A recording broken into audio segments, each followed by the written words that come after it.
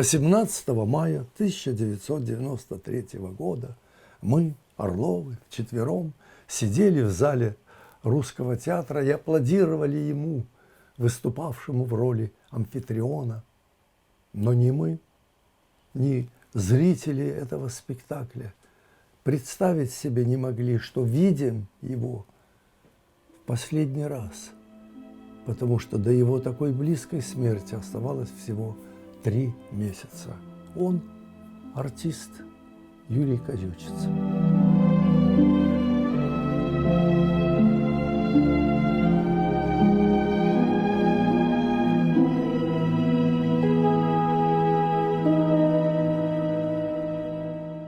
Накануне, 17 мая, мы неторопливо шли по Макаенко с телевидения к метро. И мне захотелось разговорить артиста. И он охотно отозвался. Он стал перечислять свои роли. Их было 6. Это были какие-то роли в кино, в театре, на телевидении, какой-то моноспектакль. Все. И вдруг он говорит: а приходите завтра в Русский театр, я играю Амфитриона.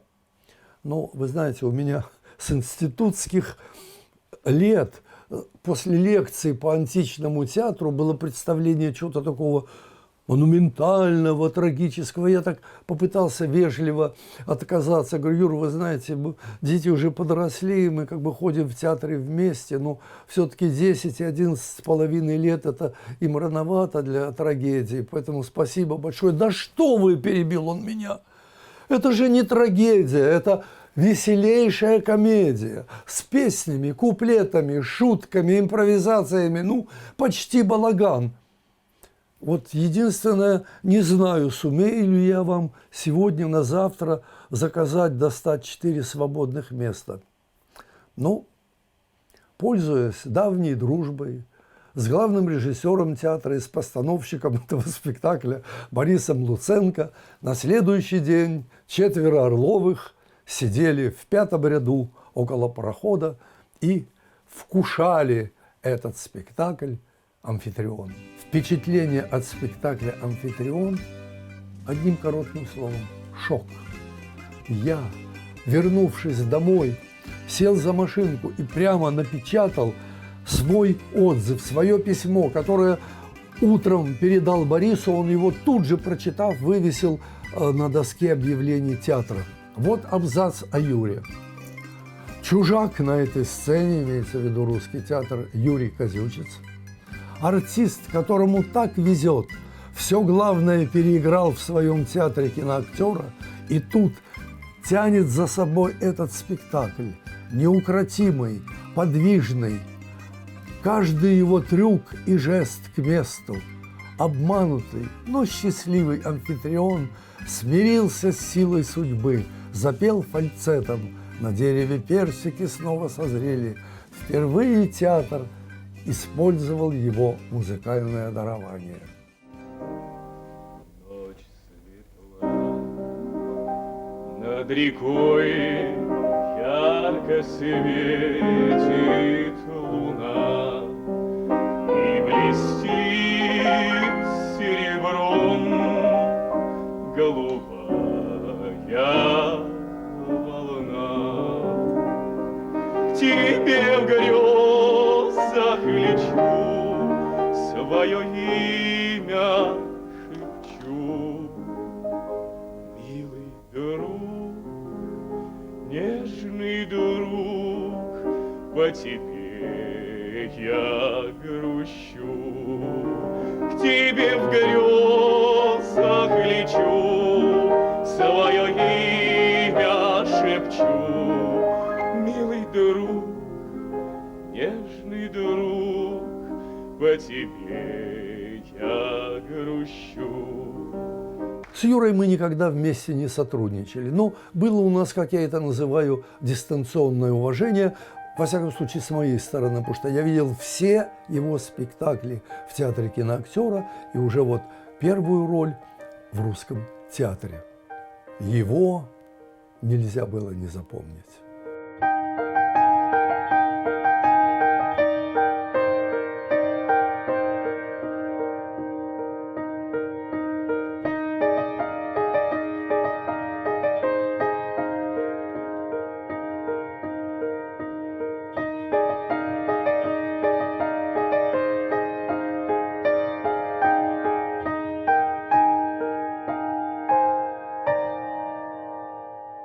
Советский Союз – необъятная территория, а людей, как всегда, не хватает. И используется привычный в Советском Союзе способ привлечь молодежь – призыв, энтузиазм.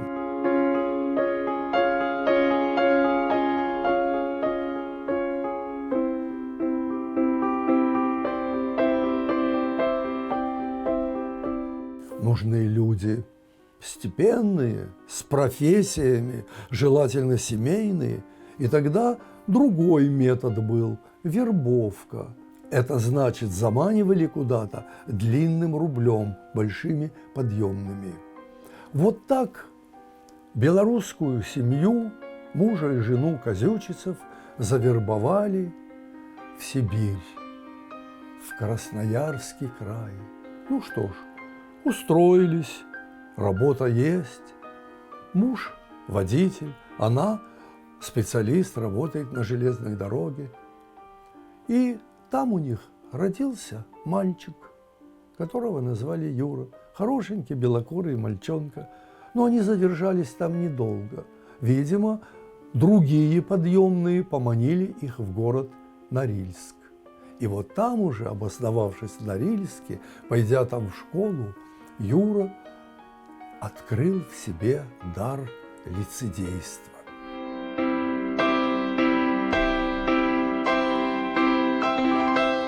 В школе ставились спектакли. Но выбор пьес был невелик. Это был «Димка-невидимка», «Снежок», сказки Маршака, пьесы Михалкова. Ну, Юра, конечно, играл там главные роли, но его приметили, пригласили на телевидение. Он стал вести детские цикловые передачи. Но и это не главное. При Норильском телевидении был детский театр. Вот где Юра стал звездой. Должен вам сказать, что такой театр был и на Минском телевидении. Но чтобы попасть в труппу детского театра, надо было пройти отбор, жесточайший конкурс. Я помню просто эти толпы ребятишек, там 500-700 человек галдели около студии, их там по 5, по 10 вызывали на просмотр, на прослушивание. Но вот что огорчительно, что спектакли невозможно было ни на что зафиксировать, никаких носителей не было, никаких ни видео, ни кино. Поэтому спектакль репетировался и целиком, живьем выпускался в эфир. Ну, сколько показывали? Ну, 1, 2, от силы 3 раза. И поэтому вот историю этих детских театров сейчас могут вспомнить только очень-очень постаревшие бывшие участники театра, некоторые из которых стали профессиональными актерами благодаря детскому театру. Вот таким артистом из детского театра при Норильском телевидении и стал белокурый Юра Козючицев.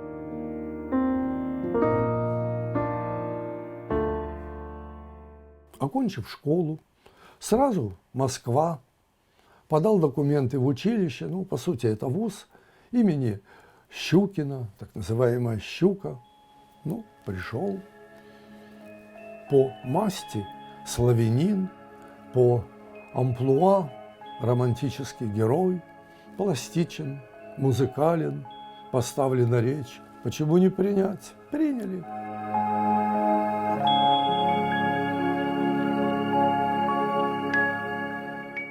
В 1980-м Козючец заканчивает «Щуку», и его приглашают в Москве в театр на Малой Бронной.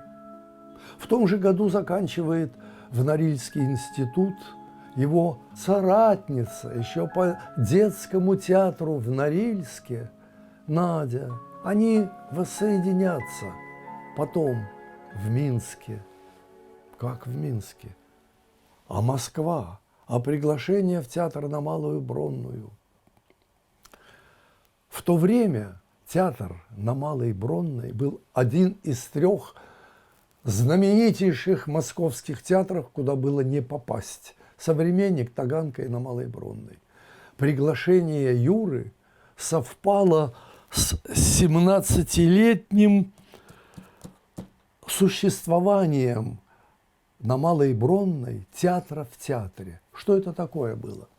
Главным режиссером театра в 60-е и 80-е считался Александр Дунаев, режиссер. Но он давал существовать театру в театре рядовому режиссеру Анатолию Эфросу. Когда Анатолия Эфроса, скажем мягко, вычистили из театра Ленком, с ним ушло 10 артистов. Дуров, Николай Волков, Яковлева, Смирницкий, Гафт,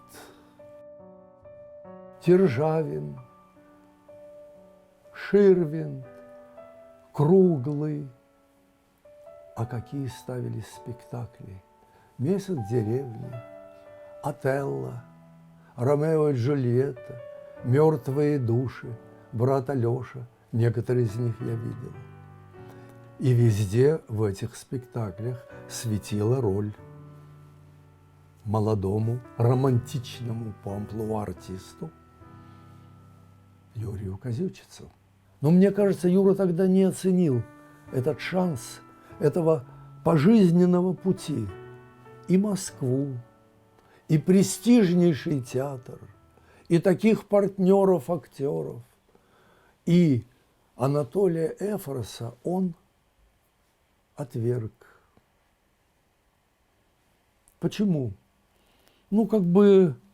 Версия такая, что в Москве не пообещали ему скорое жилье. Но вы знаете, ведь никто из артистов-провинциалов, которые прибивались к московским театрам, предлагая себя, не ночевали в скверах на скамейках, не спали на вокзалах.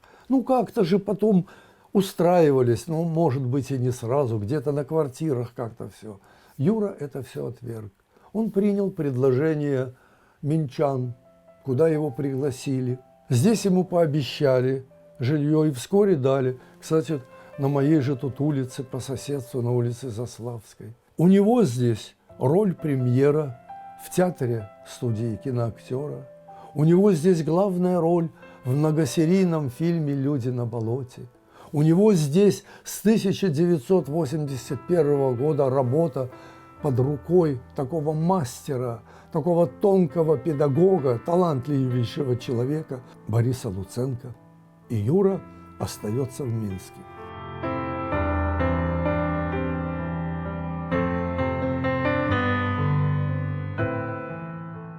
В колхозе «Советская Белоруссия» на Полесье, в райцентре Слуцк, да и вообще в многих райцентрах, местечках и даже в деревнях Белоруссии прекраснейшие дворцы культуры с зеркальными залами для балета, со сценой, с репетиционными помещениями для всяких кружков, для всяких мероприятий, с буфетом. В сравнении с этим в Минске театр киноактера – это пристройка на задах кинотеатра «Москва», это 3 закулисные катушка для администрации, 5 гримерок, небольшой репетиционный зальчик, он же хранилище некоторых декораций, 2 туалета М и Ж, и зал на 150 мест, где колени сидящих в первом ряду почти касаются сцены всего 3-метровой глубины. Все.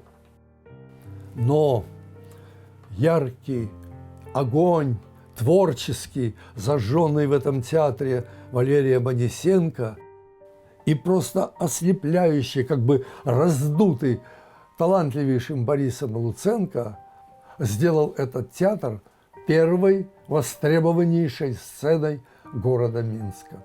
Борис Луценко, надо сказать, тогда входил в долгий апогей своих творческих удач. В 1985 году я увидел первый спектакль там с участием Юры Козючица «Не боюсь Вирджинии Вулф». Дело в том, что к этому времени в Америке пьесу уже экранизировали. Там 2 супружеские пары, старшие и помладше. Старших играл гениальный супружеский дуэт Элизабет Тейлор и Ричард Бартон. И фильм уже получил 5 Оскаров, из них 4 актерские. Это Ричард Бартон и Элизабет Тейлор, и пара молодых актеров, не прославившихся, как лучшие актеры второго плана. Но мы тогда фильма этого не видели. Знали, что его сняли, и знали про вот эти Оскары. Ладно, Джордж, что тебе надо? Бой на равных, детках, это все. Чтобы ты сходила с ума от злости. Я уже разозлилась, не волнуйся. Мы будем играть до смерти. Ты решил умереть? Ты удивишься. Да. А вот и наши маленькие друзья. Приготовься. Суть спектакля в том, что профессорская пара и пара молодых ученых собираются вот на какую-то вечеринку, и постепенно начинаются у старшей пары начинаются какие-то садомазохистские игры. Они терзают друг друга, высмеивают друг друга. Глядя на них, и молодые начинают то миловаться, то издеваться друг над другом. Вскрываются какие-то семейные тайны, которые лучше было бы держать между двумя, и той паре, и этой. Спектакль просто шокировал. Великолепнейшие актерские работы. Стоя долго аплодировали. На маленькой сцене 3-метровой глубины актеры, вот они рядом. Мы видим все, что на их лицах. Мы видим их переживания. Мы видим пот на их лицах. Мы видим дрожание пальцев. Вы не робеете, не робеете. Видите, я не робею. Это древнейший ритуал, древнейший из древних. Я не понимаю, о чем вы говорите. Я говорю, что мне нравится, как вы двигаетесь. А мне нравится, как вы двигаетесь. Им нравится, как они двигаются. Юра Ключиц все вот это вот передавал. И мне кажется, это его проявлялась какая-то открытость, такая беззащитность, ранимость. Вот таким он выступил в следующем своем спектакле «Лето в Наане». Это была пьеса о Шопене, о его очень сложных взаимоотношениях с Жорж Санд в ее имении, где они вот это лето проводили. Жорж Санд – самодостаточная женщина, писательница, яркий представитель французской культуры. А он, Шопен, мечущийся, переживающий, запутавшийся в своих личных отношениях с Жорж Санд, ревнующий ее, капризничающий. Его могло выбить из своего творческого состояния даже ерунда. Не тот кусочек курицы ему подали к обеду. И я помню эти его интонации. Пулярка, пулярка, это грудинка куриная. И он вот капризничает уже. И все с пониманием относятся к нему, играют. Ну как же, гений, понимаете? А у него вот эта ревность тут. У него бытовые неурядицы. У него брежущий творческий кризис. И вот это вот все Юра как-то передавал. И вот с такой уже школой этих двух ролей он приступает к роли, которая мечта, в общем-то, каждого молодого артиста-премьера, мужчины. Гамлет. Борис на этой крохотной сцене ставит величайшую трагедию мировой драматургии Гамлета. Распалась связь времен. Век расшатался. И сквернее всего, что я рожден восстановить его. Что интересно, Боре очень захотелось снять этот спектакль, но снять не просто как спектакль традиционно, трансляцией просто вот обычной. Нет, спектакль снимали по ночам, без зрителей, по Бориным идеям, по Бориным раскадровкам. Там он особенно ценил и мне рассказывал какие-то капли на стекле.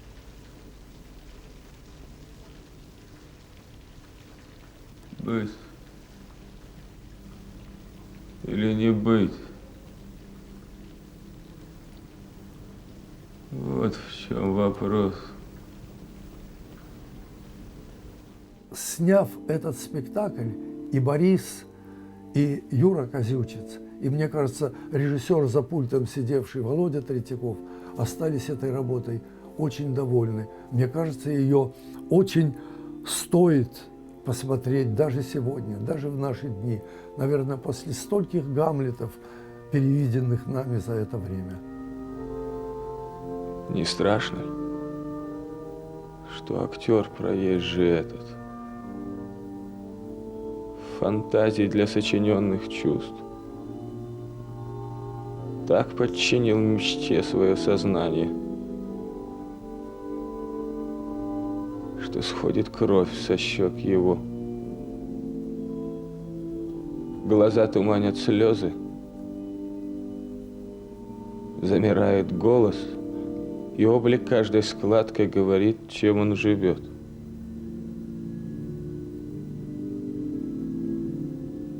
А для чего в итоге?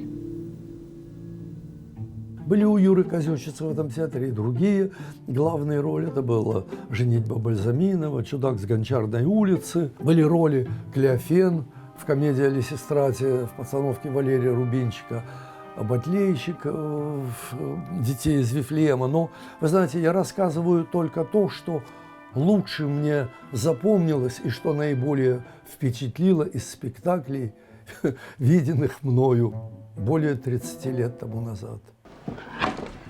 Любви искала в преступлении, валяться в сале продавленной кровати с карманником на царстве. Он завидел венец на полке, взял из-под тишка и вынес под полой. Стыд матери, супруги. Роли в «Гамлете», в «Чудаке с Гончарной улицы», в «Не боюсь, Вирджин Вулф» были созданы Юрой под руководством педагога и режиссера Бориса Луценко. Я думаю, что буду прав, если скажу, что премьером минских сцен Юру сделал именно Борис Луценко. Более того, когда Борис возглавил второй раз после перерыва в качестве главного режиссера «Русский театр», он 3 актеров перетащил из театра киноактера к себе в Русский театр. Это была Светлана Кузьмина, это был Ваня Мацкевич, и это был, конечно, Юра Козючец. Я рассказал о сценических творениях Юры. Это то, что восстановить уже сейчас не удастся никак. Ну, а кинороли его, это можно увидеть, покопавшись в сети. Они там все есть.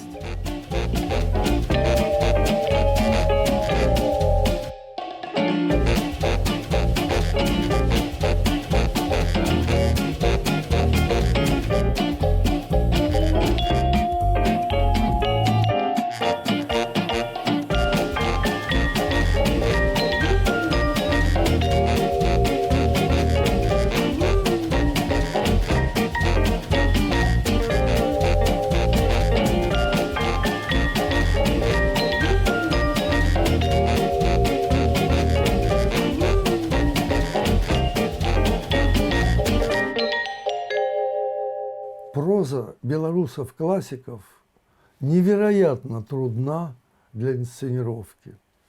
Это монотонность повествования, многословие, неявность выявленности конфликтов, примитивность диалогов, пошел-пришел, там, понимаете? Ну, достаточно вспомнить, скажем прямо, неудачную экранизацию «На розстанях» Якуба Колоса. И вот перед Виктором Туровым, взявшимся за экранизацию Ивана Мележа «Люди на болоте», встала вот эта вот задача – превратить вот эту прозу, эту эпопею в жесткий киносценарий и снять потом по этому сценарию фильм. И вы знаете, в большей степени ему это удалось.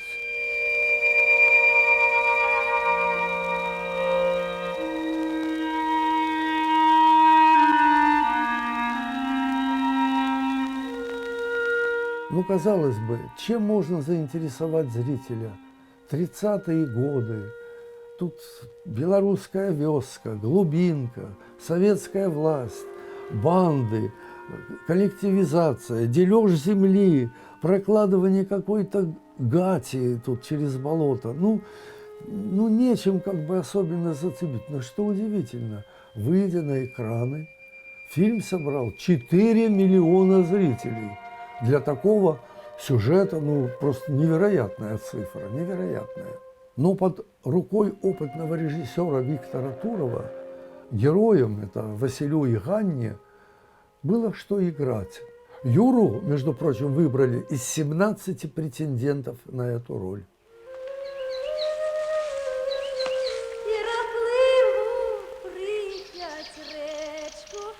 Василий, а ты не злой. Меня саму до тебя тянет. А роблю все надворот.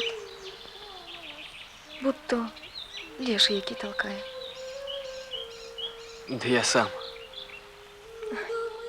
Ну, мастерство молодых поддерживали старшие актеры. Это Геннадий Гарбук, игравший отца Ганны. Это Юрий Горобец. Ну, в общем-то, в не главной, а второстепенной роли Глушака, односельчанина их. Ну, он любимый артист и друг режиссера. Не сунь носа, де не треба! Кричите! Все! Не кричите, говорю на матку. Это мне? Виноватыш. Я виноватый.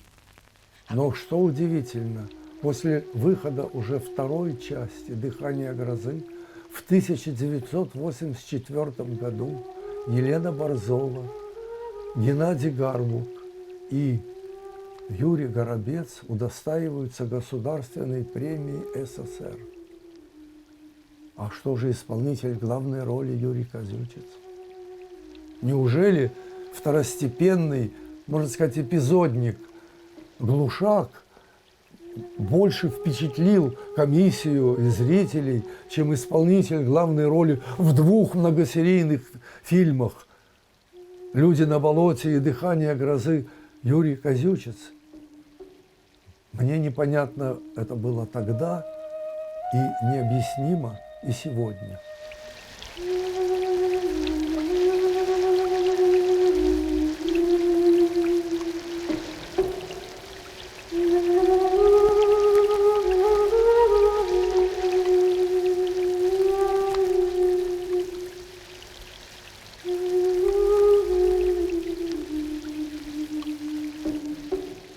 В 1981, в год выхода первой части эпопеи, киноэпопеи «Люди на болоте», Юра и Надя официально поженились. В 1982 у них родилась девочка Аня. Отец Николай в местечке Красном окрестил ее. В 1984 родилась вторая девочка Таня.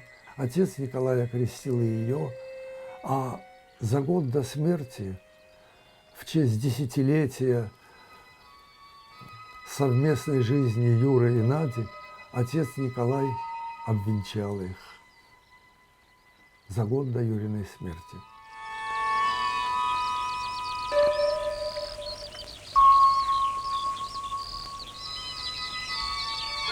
А еще долгая дорога над киноэпопеей «Люди на болоте» и «Дыхание грозы» познакомила Юру с оператором этого фильма Дмитрием Зайцевым.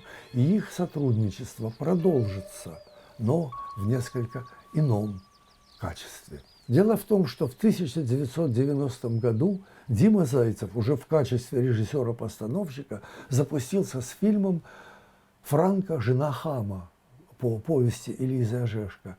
И артист и бывший оператор, а ныне режиссер, опять сошлись в совместной работе. Юра играл там не очень большую роль, Микула.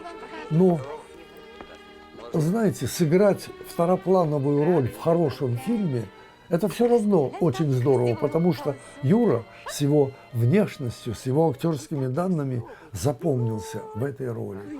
Молодой хлопец, здоровый. Отскочил бы. Ага. Отскочишь. Он тебе один будет зубы заговаривать, а другие... Ну, была еще, конечно, главная роль в фильме, в телевизионном фильме «Паром». Вот если не прикончат тебя мои соплеменники, посчастливится года через 3 увидеть Леониды. «Звездный дождь». В народе говорят, что это сгорает сердца людей. А я так думаю, что это Господь Бог чиркает спичками и смотрит, как там люди по-прежнему режут, убивают друг дружку. И каждый раз видят одно и то же. Режут друг дружку. Люди добрые.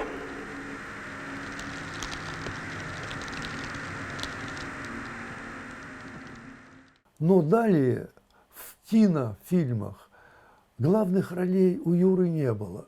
Вы знаете, я думаю, почему.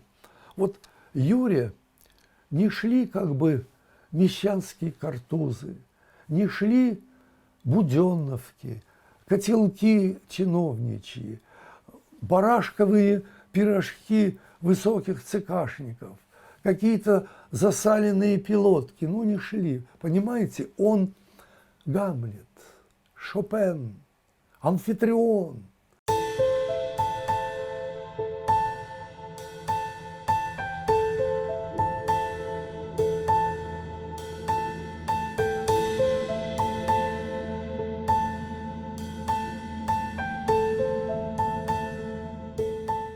И вот после того незабываемого спектакля «Амфитрион» 18 мая 1993 года Русский театр на весь июнь уехал на гастроли в Витебск. Там на первом же спектакле «Амфитрион» Юре стало плохо. Он еле доиграл спектакль. Следующий спектакль «Амфитрион» заменили, потому что Юра был единственный незаменимый исполнитель главной роли. Ну, как бы вспомнили, что он вроде бы год назад упал с лошади, ударился. Потом вспомнили, что во время гастролей в Москве с Гамлетом он сорвался, упал с декорации, очень больно ушибся. Потом еще говорили, возможно, он простудился, когда в холодном загородном доме у своего товарища, актера Саши Беспалова, на сквозняках тянул проводку электрическую. А возможно, простудился, когда в холодной воде тащил невод. В общем, все списали на обычный радикулит. Как лечили? Ну, в то время было модно, народная медицина, маги, знахари, ведуньи, чародеи, а время упускали.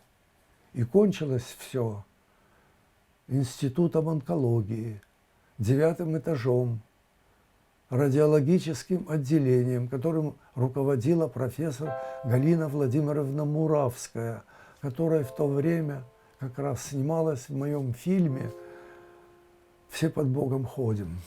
Она-то и открыла мне страшный диагноз.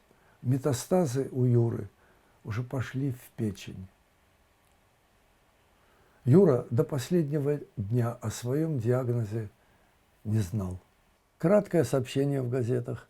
24 мая 1993 года умер артист театра Юрий Козючец. На следующий день прощание в театре прошло как-то коротко, скомканно, неуклюже. Артисты поднимались на сцену, не зная, что говорить. Что-то бормотали, что-то бурчали, очень долго молчали, какие-то паузы. Никто даже не перечислил ролей, которые Юра сыграл вот на этой сцене 3-метровой глубины, где он сейчас лежал в гробу. Наверное, знаете, ему 34 года. Многие, кто пытались что-то о нем сказать, даже были старше его. И вообще это была первая смерть в молодом театре киноактера. Это была его любимая песня. Я не спросил разрешения, можно ли мне ее спеть. И я спросил у него. И мне стало легко, потому что Юра разрешил мне попытаться исполнить ее. Очарована, околдована, с ветром в поле когда-то повенчана. Вся ты словно в оковы закована, драгоценная ты, моя женщина. А я вспоминал о другом. Великий артист Николай Черкасов лежал в гробу в ботинках на толстой подошве, в которой он играл в спектакле о Маяковском на весь голос. Его ровесник, великий французский актер и артист кино Жерар Филипп, лежал в гробу в костюме Сида, любимые роли, которую он играл. Амант, звезда польских экранов и сцены, Збигнев Цибульский, который, пытаясь догнать поезд, соскользнул с подножки под колеса, лежал в костюме Гамлета. Юра лежал в цивильном, галстук, пиджак. А я думал, мысленно так прикидывал костюмы из ролей, которые Юра сыграл, которые я видел. И думаю, что больше всего ему подошла бы туника Амфитриона. Увезли его и погребли, похоронили в деревне Белая Лужа Слуцкого района. Вы знаете, наверное, лучше лежать на скромном деревенском кладбище рядом с родными, чем на огромных пронумерованных участках в далеких пригородах Минска.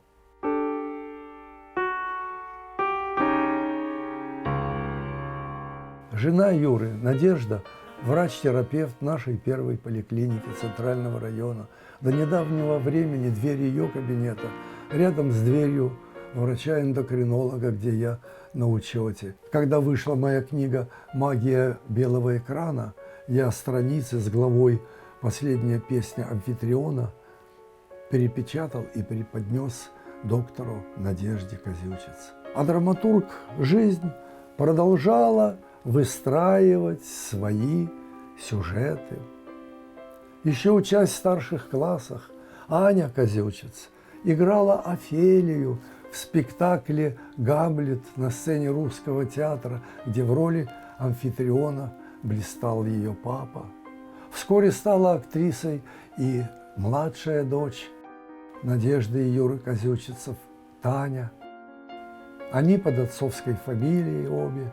Сейчас очень знаменитые актрисы играют в российских спектаклях, фильмах, сериалах.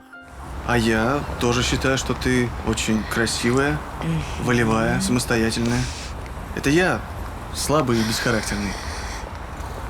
Ты милый и очень романтичный. Только почему ты все время от меня убегаешь? Зачем? Выглядишь уставшим. Думаешь? Поехали? Да нет, я сам. Спасибо. Опять уходишь? Ну почему? Может быть, когда-нибудь к тебе вернусь. Ой, правда. Ох, и одарила ж тебя природа. Ну, просто конфетка. Вот именно. Они во мне только и видят сладкую конфетку в яркой обертке. Я же работать хочу, я пользу хочу приносить. Но одеваюсь скромно, косметикой не пользуюсь. Что еще надо сделать, чтобы мужчины на работе ко мне не приставали? Ой, чтобы мужчины не приставали. Надо, чтобы они вымерли.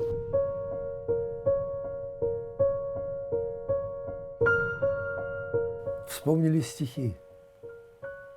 И хожу, как в тумане, вместо горести злость. Отчего россияне так у нас повелось? Только явится парень неуемной души, то сгорит, как Гагарин, то умрет, как Шукшин, как Есенин повиснет, как Высоцкий уйдет, словно кто-то, помыслив, стреляет их в лед. Ну, правда. Шукшин ушел в 45, Высоцкий в 42, а остальные? Гагарин сгорел в 34, Есенин ушел в 30. Мой друг, композитор Женя Гришман, о котором я уже рассказывал в «Люблю и помню» в передачах, талантливейший человек в 33, Козючец в 34. Такими вот молодыми они застыли в моей памяти. Почти все захоронения этих людей я видел. Я был даже в глухих Владимирских лесах на месте гибели Гагарина.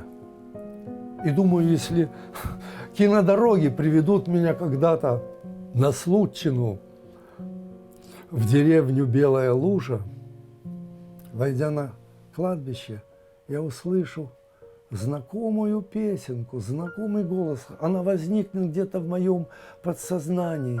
На дереве персики снова созрели в нашем саду. И буду слышать я вообще его голос, его интонации сценические, его песню, которую можете услышать и вы. Поет Юра Козючец, которого нельзя не любить и не помнить. В этой деревне огни не погашены, ты мне тоску не пророчь. Светлыми звездами нежно украшена тихая зимняя ночь. Теплятся тихие, светятся чудные, слышится шум полыни. Были пути мои трудные, трудные, где ж вы, печали мои? Милая девушка мне улыбается, сам я улыбчив и рад. Трудное, трудное, все забывается, светлые звезды горят. Трудное, трудное, все забывается, светлые звезды горят. Кто мне сказал, что во тьме заметеленной глохнет покинутый луг? Кто мне сказал, что надежды потеряны? Кто это выдумал, друг? Кто мне сказал, что надежды потеряны? Кто это выдумал, друг? В этой деревне огни не погашены, ты мне тоску не пророчь. Светлыми звездами нежно украшена тихая зимняя ночь.